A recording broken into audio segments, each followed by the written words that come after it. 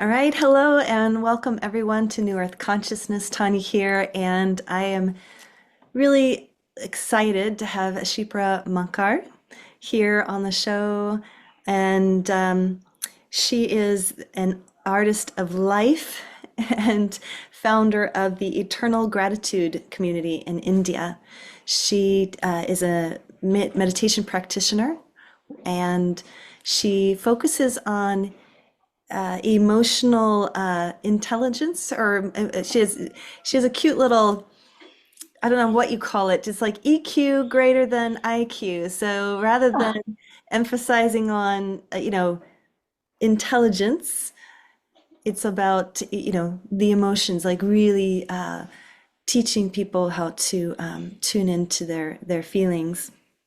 And yeah, and so she teaches spirituality. And yeah, so welcome to the show, Shipra. Thank you for being here. thank you, Tania. It's an honor to be here, and I'm so excited to get to be on New Earth Consciousness. I know you're trying to make a difference, and yeah, let's dive right into it. Yeah, yeah. So tell the audience about your path to the work that you do. What was your Hmm. journey? Yeah, quite interesting. I feel like a lot of emotions are rushing through me since I've had this conversation with you earlier. I was born into a very spiritual and religious family. And my grandmother was a real spiritual person, and I have been real close to her. Her impact has been there on my life on massive levels. However, I feel like when I was becoming a teenager at the age of about 13, I rebelled as an atheist. And because everyone around me in my family, my friends, and people around me were kind of focused on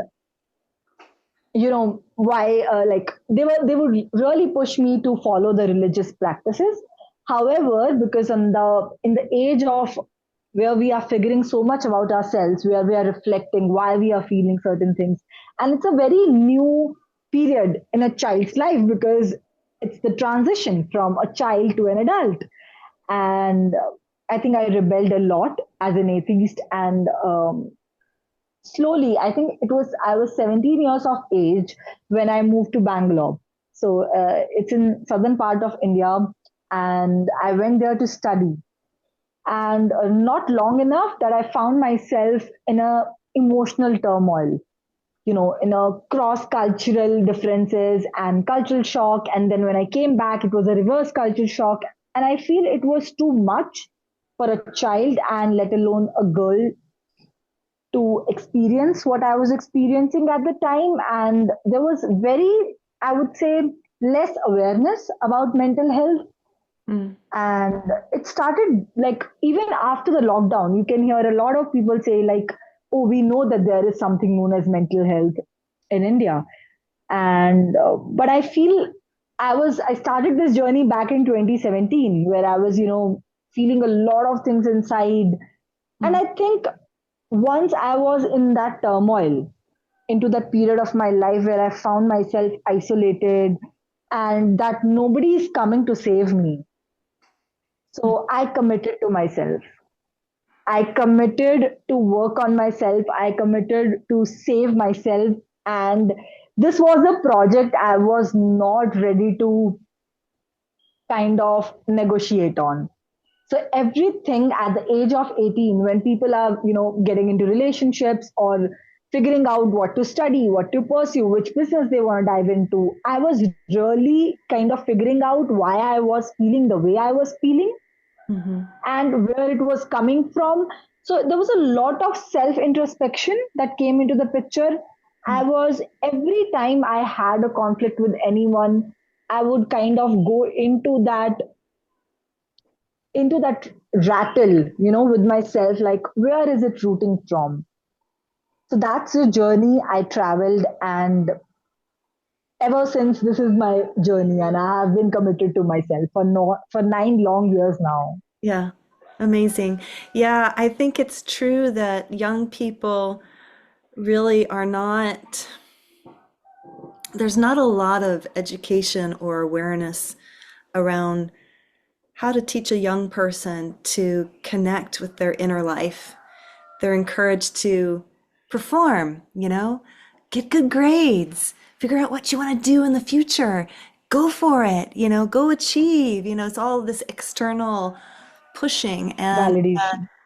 I mean, definitely there isn't a whole lot of education around emotional awareness, and yeah, so it's difficult and challenging. So interesting. So in this your inward journey, how did you come back into spirituality? What did you discover? Because you were an atheist, which, my father was an atheist also. I grew up with a atheist father and a mother who, she had her background in Christianity, but I didn't, I really didn't have anyone teaching me spirituality. So I always kind of remember as a kid thinking about, around 10 years old, thinking about, is there a God or not? And then you're thinking about death and you're like, really, is that just the end? And it's this like terrifying feeling. I think most children, they call that the 9-year change, right? Like this, you start to question what's after life. And so I'm curious about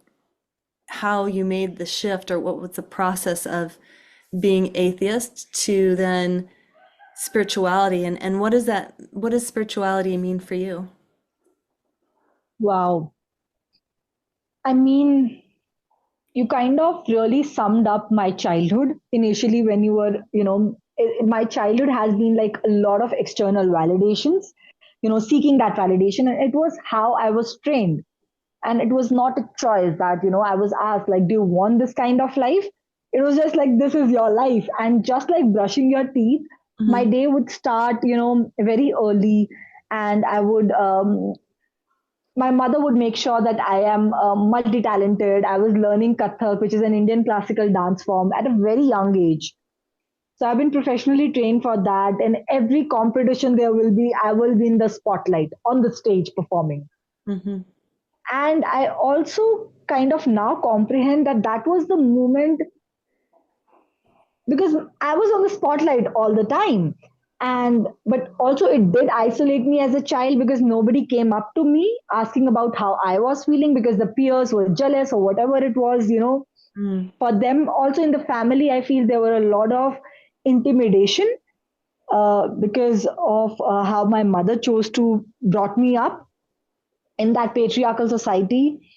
One thing I will say that is really different from people living in other countries that in India, spirituality is not often preached. It is somehow preached after a certain age, but like when you are growing up, the first initial 10 years, I would say, a Hmm. child learns by looking at the environment and they model that kind of behavior, right? Hmm. So I would say that a lot of the credit of that will go to my grandmother, or they would make sure. I think they just did it, and I, as a child, just noticed it. So even when I, at the age of 13, I was questioning everything. Like, so in India, like it's religious more than spirituality. The religion is the Yeah. core of spirituality because that's the practices they hold really close to their heart. And I'll give you a kind of example. Like I share it with a lot of my international friends, and they kind of love it, and they have started following it. Is that in evening, when the daylight shift to night time, all Indian households kind of ignite a candle or a diya, as we may say, in the on the outside of the house, which kind of conveys the message that even if the light is turning to dark, we can choose hope and light by turning on a candle, diya, or igniting a Yeah. whatever it may comes easy to you. And it's kind of a very evolved approach. We were never like, if I had certain questions and I would ask my parents or like my family members. I grew up in a joint family, so if I would ask them like, why are you doing this, like what is the reasoning behind it, so you will be often shamed for that. The question, you And I couldn't feel question anything. It was just Exactly. given. Yeah, you were So I just. think the curiosity, because in a child, the curiosity is so much more that if the question was answered, probably I would have delved into the depth at that stage. But because it did not happen in my case, I kind of, you know, was, I kind of pulled the curtain down.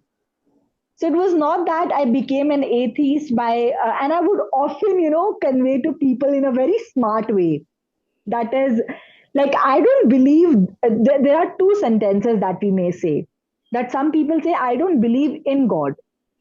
And when I was, in that mental health crisis, I would say, I wouldn't say that I don't believe in God. I would say I believe there is no God. Mm, Because when you say I don't believe in God, you're saying that that exists, but I choose not to believe in it. yeah. So my kind of becoming an atheist was a kind of shut down to that part of reality. Like, I don't want to deal with that right now because I'm dealing with a lot of internal things. Hmm. And when you are dealing battles inside, it kinds of it just kinds of you become a lot more rebellious. You become cold to the outside world, and you want to shut them down with the things that piss them off. So if me saying that I'm an atheist just pissing them off, I'm keeping them, you know, off my radar. So it was that. And B, I think how I delved back into it, because I was questioning a lot of the childhood pattern, how I was conditioned, Mm, and how it turned, like, I would question everything. And I did not choose spirituality all at once. So it happened in stages, it happened in movements for me. mm, So I remember, like, there was a saint in India. It's like, he's a very big saint, and we have a scripture called the Bhagavad Gita. mhm, And it's almost the core of Hinduism. And, I wanted to read it because before turning back to saying that, like, oh, God exists, and I want to believe that there is God, and I'm all positive now, and like all that spirituality, because for people spirituality is light, mhm, but for me, I think you earn that light by being through the darkness, mm, by facing the darkness alone, because mm, there's a reminder that I tell myself a lot, and I read it somewhere, that if if everything around you seems dark, look again, you may be the light. mm, And that how it kind of changed me, because now I don't consider spirituality as something that is outward. I consider as something that is inward, that divine connection, that divine, like, the entire universe is in me. mm, So if I treat you with that equal amount of respect, with the same gestures I treat myself, and it's kind of becoming a ritual, and more so often I would call a lifestyle, because this is how I am being with myself. And every time I kind of encounter with those childhood patterns or early conditioning that I went through as a child, and because in India has a very different culture, I would say, and it has a very different society than the West. mm, The kids, even though they are like themselves old, they live with their parents. mm, So for me to choose the opposite and being the girl child, they're married off very early in life. mhm, And I kind of chose to study and, like, make my life. And I kind of earned my way. I kind of studied my way out of that, pit hole. So for me, studying was not something that, academics or something that I loved. I would say it was like a agreement within myself that I have to do this for a certain period of time so that I can go to that university and create a life that's worth living for myself. So for me, spirituality is coming home to myself. It's finding that peace inward. It's the alignment between within me, my being, between the mind, body, and soul. So if I am okay and I'm just having a moment to myself where I'm looking at the flowers or I'm doing anything and I'm just paying full attention to myself, so I feel the universe is witnessing me and is living with me in that moment because that's the magic. Beautiful. Yeah. And so the what were the processes, or how did you, when you started looking within and just, I imagine maybe you asked certain questions, or you were contemplating who you who you truly are. Yes? Like, how did you this struggle, and of course, mental health, there's layers to healing, but what were some of the processes that you engaged with that helped you to discover the light that was within you? I think I like the way you put it into words. For me, it was, I would say, okay. So let me, as a 2-year-old child, the first interaction that I remember with the world since a baby is of a 2-year child, where I asked my mother a set of questions. And they were, who is God? Who created God? If God created himself, then why I am not God? Mm. And can I weigh my own to that through meditation or whatever it could be? At a young age, you don't have those terminology, the language to describe like God and everything. But I was kind of questioning my existence at a very young age. However, it was suppressed, but it does not deny that it was not there. Yeah. The curiosity was being shamed into darkness, the questioning that I had. And I kind of, with the help of right people, I kind of now understand that those questions and why I chose, I'm not sure if you're aware about soul contracts and Mhm. you know, you get into that decision that you want to be born into this kind of family, into this kind of setting to learn a set of lessons. So for me, I feel like being a really empathetic and sensitive soul and choosing the kind of dynamic I was born into, it was really, really hard because it was very, very religious. And I would say to a point, it was orthodoxically religious because we had rituals every day. And like since a very young age, we all knew Hanuman Chalisa or, all the mantras and we would preach it. And it's not just a one time thing. And I'll give you a visualization to kind of understand the kind of environment I was, grown up in.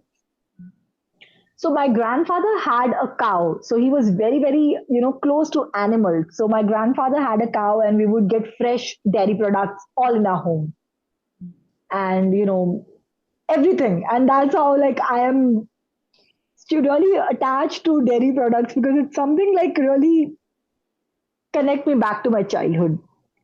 And I would remember, so there is this occasion where the cow is worshipped. It is being taken care of every day, 24 by 7, but there is a day. It's called Go Pujan, which means that the cow is the Holy Spirit. It's considered a goddess in its own. So, and I vividly remember that before, if we have an exam or even if we are rushing to school, and like we were child and me and my cousin we would go and we would be asked to touch the cow's feet to kind of take its blessings. Mhm. And I remember because the cow's tail would be like we would be very careful because our uniform could get ruined and it was white and our mothers would scream at us like do it carefully and because our grandfathers are waiting for us and like do it and then you are given a certain kind of money or whatever. So I think it was a very big ritual. It was not just one tiny thing, it was like an amalgamation of so many practices which we were born with, which we grew up with. And it is not something you can separate from a soul Mm. because it is kind of a lived experience that we had. Yeah. And now, because of those experiences, and me delving into all those past patterns, the patterns of my first 18 years of my life, has kind of made me question and choose everything and reassess the situation. Like which one was good, which one was authentic, and which one came through, the darkness and the mud of society, and which one is real and it is healing to me, and which one is too triggering and I don't want to have that ever in my life. And it's a choice that I make every day in my life. When I wake up in the morning and I don't feel good, so I have two choices: to listen to the voices in my head that says like, and it's a lot of, I would say, not the nice voices, because they are kind of shaming you and putting you in that guilt trip, like you don't deserve to be this and whatever. Like if you're lying on bed, then you are not allowed to take rest and restoration for your body. But I feel mental health and encountering with those psychiatrists, psychologists at a very young age. For me, 18 is that age when I reassessed everything. Mm. And I still believe my soul is, 18 years of age. And I still remember, because when I was 22, 23, and if somebody asked me, how old are you? I would, in my head, I would say 18. And then I'll be like, Shipra, no, you are 23. What's happening? And because for me, my spirit is that young. And it went through that spiritual awakening at the age of 18, where I questioned everything. And probably I did not have those kind of support from my family, or those interpersonal relationships where I could kind of settle back into that. So for me to understand, educate myself about mental health, to understand my emotions, is more of a way of helping myself, is a way of finding that peace. Like if nobody is helping me, doesn't matter, but I am going through this difficult time or situation or experience, and I want to be the source of help and support rather than criticizing and Mhm. all those, the things that the world is doing to me. And I would consider it as a way of self-care, and it's a radical approach to life, because I chose myself at the age of 18. I chose to commit to myself, and at that time for years I felt like a failure. Mhm. But I think slowly, as I'm delving into the later years of life, and I'm 25 years young now, and I think I kind of now revisit that magic, because it's how through that darkness I earned my life. And I reclaim all those suppressed emotions, be it anger or anything, so that I can teach myself, I can reparent myself to the healthier part of life, to a healthier lifestyle, to healthy relationships where I am peaceful, where I'm in peace with myself. Mm. And I think that's also my definition of happiness. Yeah, absolutely. And so let's talk about gratitude. Since you Mm-hmm. have the Eternal Gratitude Community there in India, um, yeah, talk about how do you, I mean, it is definitely, I think since the movie The Secret and the magic, the this art of gratitude, it's often talked about that being grateful is how you magnetize the good things in your life, being grateful.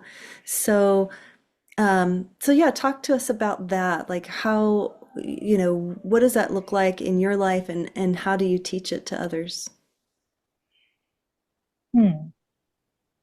For me, mental health kind of bridged the gap between me and spirituality, me and the universe, me and the outside world. So mental health kind of laid the foundation for me where I could reassess and say I am allowed to feel this. I have the right to feel what I'm feeling and then choose for myself. So it kind of allowed me that freedom to choose my life as I want. And I reassess myself with those parameters. So I would get a lot of thoughts. And I would say probably so many thoughts that I would do a headstand. And my mother would ask me, why are you doing headstand? And I'll be like, I want my thoughts to stop. My mind never stops, pausing. And I want the blood to travel there and just stop it for 1 minute so that I can have a sigh of relief. Like, I can have a breather, like, oh my God, thank God, please shut up. And Yeah. so it kind of started with that. And I remember questioning because I have a curious mind. I question a lot, I question everything.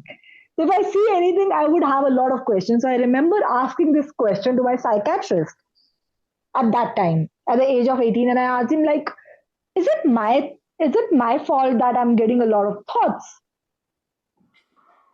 And he would say, Shipra, thoughts are involuntary in nature.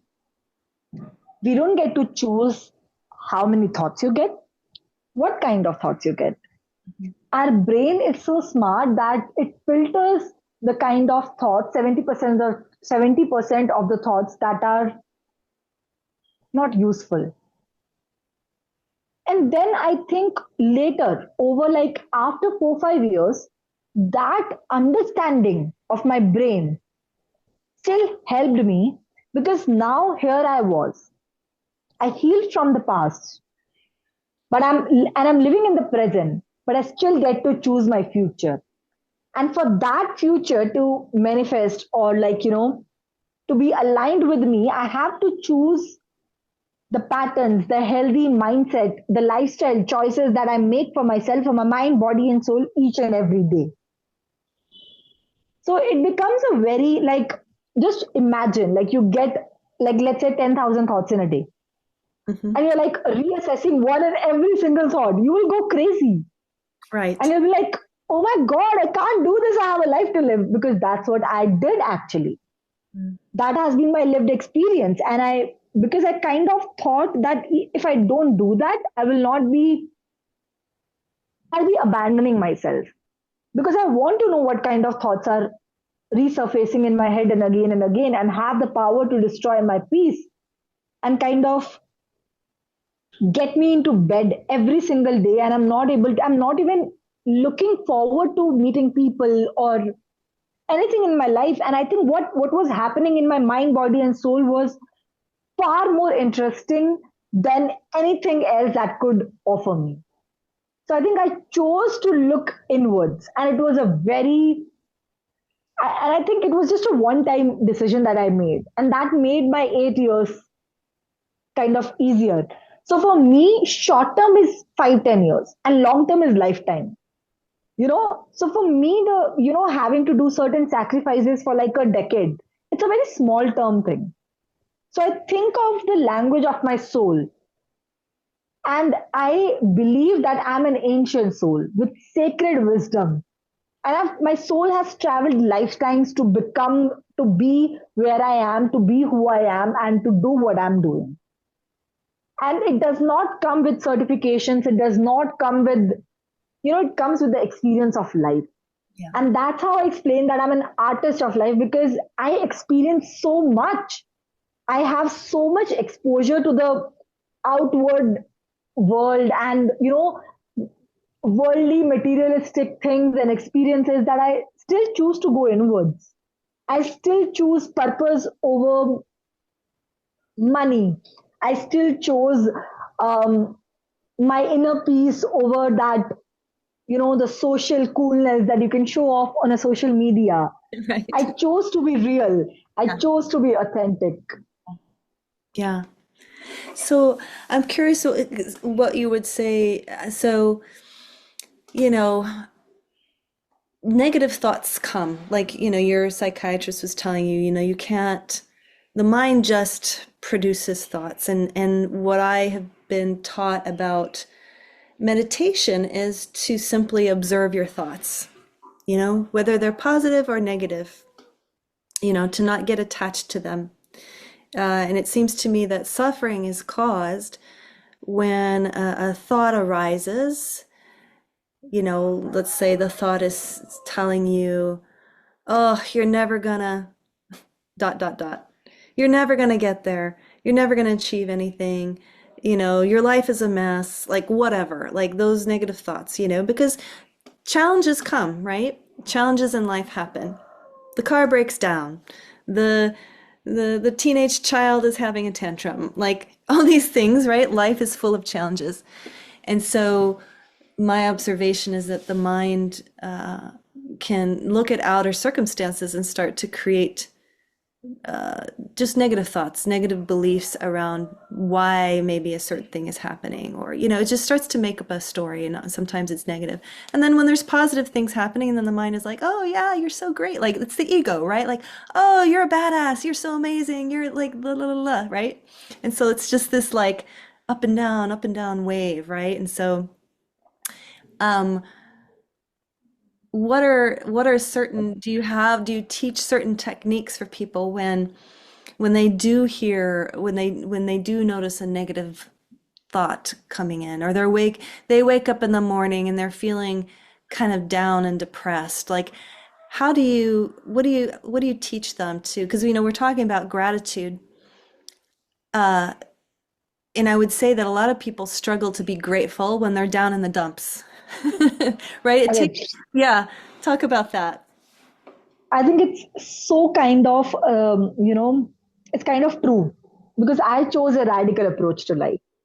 A lot of people you will see that they are manifesting and they are saying that they are spiritual, which we all are. Mm-hmm. And in our, kind of religion or, understanding of spirituality, it's said that we are spiritual beings having a human experience. It's not the other way around.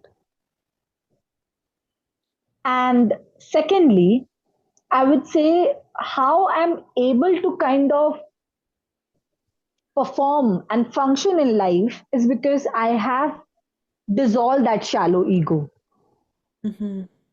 And now my mind is working for me rather than against me. Mm-hmm. It's how I dealt with the darkness that I am able to be the light I am. Right. So I am the divine. I am the magic. I am the universe, way of manifestation. I in itself is whole. I am whole in myself. So gratitude is kind of a, I would say, a training Yeah. that you can do to your mind, and it's a personal choice when you want to do, how you want to do, and where you want to do, at which point of time. So for me, I think I'll give you a little more understanding that why, as a child, I did not choose to be grateful. And I think, in India, I'm not sure if I think it must be outside. I've never had this conversation earlier. Uh-huh. A lot of times in India, if anyone, and I see it all the time, no matter rich, poor, middle class people, or which religion or which caste you come from, what kind of background you have, if a child, if a person, if an adult at any given point complains about something, the first reaction they get from anyone, be it a stranger, that's the level of deep societal conditioning that I feel our society at least had. Is that be grateful for your hands. Look at that person. He's not even have the house and you have a roof over your head. Be grateful. So for me, it kind of denied your opportunity to feel your emotions. You're right. It kind of took your privilege to be authentic. It kind of took your whole self made into a ball and threw it in a trash Right. and said like, you don't deserve to feel this because see, look at that. Right. You have had better and you have no right to complain. Right. So for that kind of level, when that happens, and if for any human kind of experiences that, they go on a war in themselves. Right. Yes. And that kind of war is one of the hardest battle any human being have to fight. Yeah. It's it's the hardest battle. So when I do gratitude, how is it different than what other people are doing? Right. A, it's an authentic approach. And we have this in our community that if you are not feeling grateful, just show up. Mm. You can write an authentic note Hmm. expressing how you're feeling, where you are taking responsibility for your thoughts, emotions, and experiences. Or you can write a kind letter to yourself and share it in the community. Mm. Beautiful. So that is like a moment that you're allowed to take space with all the difficult emotions that you are feeling inside and the experience of inwards. You know, that inward experience is should have space to breathe so that you can choose to look on the positive for the future to manifest. So gratitude is like a great training ground for me to attract the future, not to shame my past or not to shame my present right to feel my emotions and to have a natural lived experience, to be authentic to who I am, for how I feel, and for the choices I make for myself. Mhm. It's Yeah. a very, I would say, a very delicate difference because it's not feeding your ego. It's kind of leading you towards that discomforting, authentic expression of yourself, but in an environment that holds you with safety. You know, that holds you with safety and kind of allows you to Yeah. have your experience and still come home to yourself that I am feeling better now. Maybe can I just write one thing I'm grateful for? And maybe not today, even, maybe not even for a year. And because I don't want to be grateful, it's a choice. You know, I want to deal with the past baggage rather than gaslighting myself or shaming myself into that you don't deserve to, you don't have the right to feel this, Right. or you don't have the right to, feel the emotions openly. Yeah. That's so beautiful. I really like how you said that because I think it's what I'm hearing is, and this is something that I hear, some meditation teachers talk about, is, when you sit in meditation and let's say a difficult feeling arises, maybe you're feeling some anger, some frustration, or you're feeling some sadness and grief. Like you said, the job isn't to go like, oh, stop feeling that way. Be positive. Think the good things. Just negate that. But to rather to just sit with the feelings and just know it's okay. And then Hmm. when we really allow ourselves that space to feel what we're feeling, it's like, okay, it then can move on, like feel it. There's nothing to be afraid here. There's nothing to resist. It's okay. True. And then, yeah, and so I think it's important for people to really hear that message. And what I hear you saying, that what's so beautiful and powerful is when we're in community and we're in a space where we can truly say what's on our heart, True. so powerful. So powerful. I, Like you don't have to it's hide anymore. You don't have to pretend that everything is perfect and beautiful. I mean, that's what we see on social media, right? Everybody's got yeah. like, look at me, my life, I'm making millions of dollars and look what I have and everything's perfect. It's like, no way. It's a You facade, know, it's I mean, yes, I'm sure there's true. aspects that are true to that, but there's always both, there's always everybody And when has you, that struggle. yeah, and it's truly magical. It's transforming where your soul breathes. Yeah. It's like you are giving a moment of retreat to your soul, saying, like, you are safe to be who you are.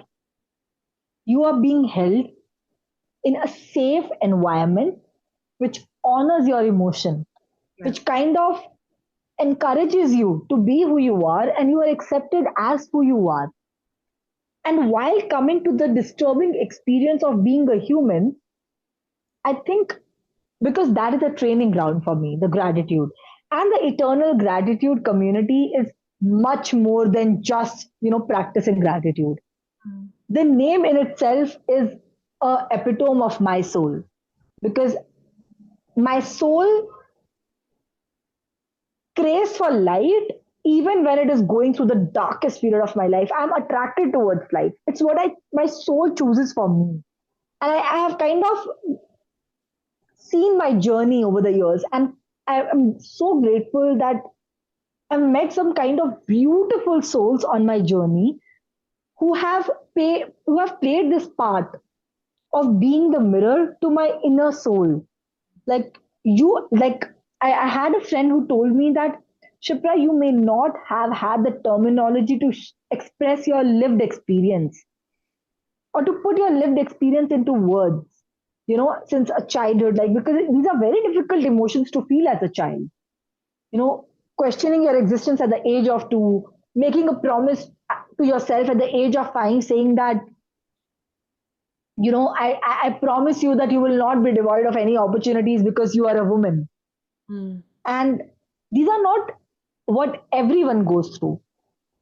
And what my soul chooses for me, the light it is always attracted to, is kind of my safe sanctuary where I come home to myself and I can, if I am in the right headspace, if I have the right bandwidth for myself to attract, my dream reality, I will, fill my gratitude journal, be as like, I'm so grateful, like, I'm feeling good today. I'm grateful that I bought myself flowers even when I was wanting to someone else to do that for me. Mm. I'm grateful I chose to calm myself to for those uncomfortable and disturbing emotions before waiting for someone else to come and treat me right. Mm. Yeah. And when you kind of follow this approach, the resources kind of align for you. And that's where I come up with so many techniques, so many tools and insights on the healing journey because I feel like this is the light I'm meant to share on to humanity. That's my soul's purpose, to be the light for everyone around me by being the light within myself. Yeah. Beautiful. And it's like if I am honoring my own lived experience of my soul, only then I am the light for outwards. And I've kind of noticed this pattern that if I'm doing it from a place of shallow being, like, which I see a lot of people do nowadays, they claim themselves to be spiritual and coaches and whatever it will be, and they are claiming it, and I feel they are satisfying their shallow egos. And me, because I have done that the dissolving that shallow ego inside, and I still do it on an active basis. And I had friends and I had people who could, point it out to me that, Shipra, you're doing this to satisfy your shallow ego, break it.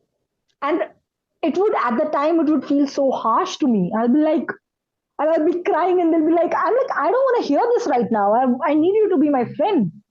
But Mm. also at the same time, I kind of then reflect on that soul experience, that I attracted these kind of souls to guide me on my path. And they are no longer on the path when I'm on the right path. Mm. So if I am walking on my path, facing my own demons inside, choosing light every day, and making it a point to be authentic no matter how painful the experience is, Mm. that's how you choose healing. And it's an everyday job. It's not like one day I'm healed and that's done. It's an everyday task to cater to your needs, to cater to your feelings and experience of being a human being. Because it's just how this is. It's life. Yeah. Yeah. Beautiful. So I'm curious, Shipra, how can people find you or work with you? What do you what do you offer what could you offer to the viewers that are watching? Yeah. So I have the Eternal Gratitude community on Instagram. I do have a team who is continuously working on, to give a best experience, but I've also kind of curated a powerhouse for mental health resources, tools, and insights to support people in our community on their healing journey. It's to let them know that they are not alone. They can seek support, and this is not a substitute for professional medical care or therapy. You Mm-hmm. can, in fact, I would encourage you to reach out to a professional if you are not able to help yourself, if you're not able to decide for yourself what you want. But if you are on your healing journey, where you want a community to hold you with warmth, safety, and provide you with the right set of resources where you have the freedom to choose for yourself. So we provide multiple 21-day gratitude journeys. And I organize now offline events in Chandigarh in India where I live. I also am looking forward to retreats, where I can take a bunch of women, people from all across the world, and we go to an experience where our soul rests, Mm. where we find that safety in a community. Because as humans, we don't have a good living experience. And that's how we turn to, nature and spirituality, because we are looking for that peace in dogs as companions or cats or, whatever we find that soothes our soul. But what if we create that a positive experience with our fellow human beings Mm. in an environment that is soothing and does not allow your boundaries to be crossed, does not allow you to defend your boundaries or explaining someone anything. It's a choice. I am this period. Mm. And that's what Eternal Gratitude community aims for. We aim to foster the real community well being where you feel like I belong here. Maybe I'm not feeling well, but the other person who is feeling good, they're showing up for me. So, and that's so beautiful in itself. And that's transforming because when a human being is seen, just heard, witnessed on their human journey, that's how our bodies start to heal. Mm. Beautiful. That's how the magic begins. Yeah. Awesome. So amazing. Shipra, I just have loved this conversation and I love your your energy and your enthusiasm, your dedication, your devotion.